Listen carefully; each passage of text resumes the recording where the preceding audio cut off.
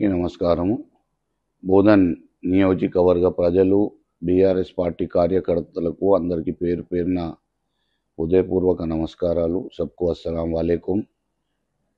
బోధన్ నియోజకవర్గ BRS party కార్యకర్తలు, నాయకులు మరియు నియోజకవర్గ ప్రజలందరూ కూడా రేపు బీసీ బంద్కు పూర్తిగా మద్దతు ఇవ్వాలని నా ఒక ప్రత్యేక విజ్ఞప్తి.